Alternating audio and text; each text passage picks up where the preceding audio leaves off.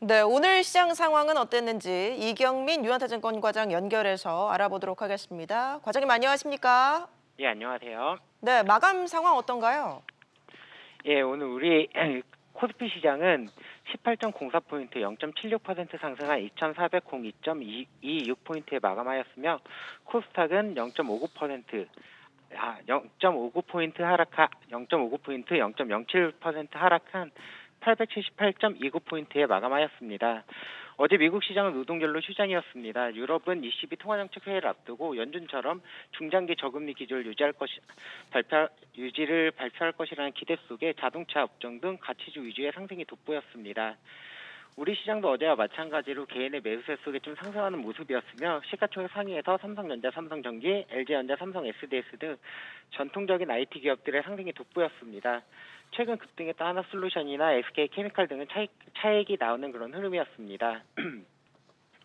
코스닥은 차익 실현이 나오면서 강세를 반납하는 모습으로 마감되었습니다. 트럼프 대통령이 노동당 연설에서 중국에 대한 의존을 끊기 위해 대규모 고율 관세를 부과하겠다라고 언급했듯이 미국 지역 마찰이 여전히 확산되고 있으며 미 대선이 얼마 남지 않은 시점에서 우리 시장에 대한 고민이 좀 많아지는 시점인데요.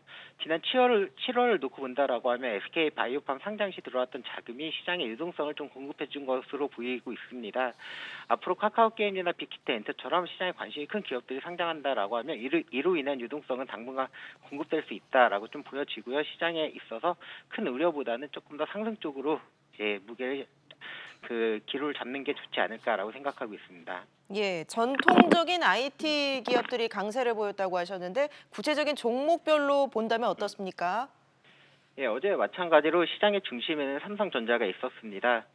전일 버라이즌과 5G 장비 공급 계약을 체결했던 부분으로 삼성전자 네트워크 사업 부분의 밸류체인인 대한강통시나 FR텍 전파 기지국 등이 변동성이 컸으며 코로나19 팬데믹 상태이지만 미국의 화해 제재에 따라서 반사이익으로 삼성전자의 내년 스마트폰 출하량이 3억대로 상향 추진하겠다라고 하는 소식에 핸드셋 쪽 파트론이나 더구전자, 옵트론텍, BH 등이 상승을 했습니다.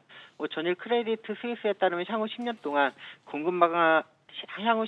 공급망의 성장은 클라우드와 5G 관련 기술이 주도할 것이라며 클라우드 IT 인프라 관련 지출이 2019년부터 23년까지 10% 연평균 성장을 기록할 것이다라고 전망했습니다. 우리 과학기술정보통신부도 9월 2일 데이터댐 프로젝트 7대 핵심 사업을 수행할 주요 기업 등 선정 작업을 마무리하고 본 사업을 추진한다라고 밝혔는데요. 정부는 2020년 데이터댐 추경 예산으로 4,991억을 집행할 예정이라고 밝혔습니다. 이런 소식으로 클라우드 컴퓨팅 관련돼서 포스코 ICT, 다우기술, 파이오링크, 엑셈, 가비아, 삼성 SDS 등이 상승하였습니다. 네, 내일은 어떤 전략을 가져가야 될까요?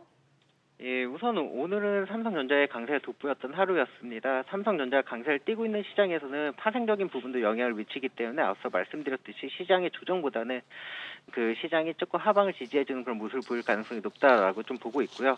차익을 실현하며 수익 매매하는 그런 전략이 유효하지 않을까라고 판단하고 있습니다.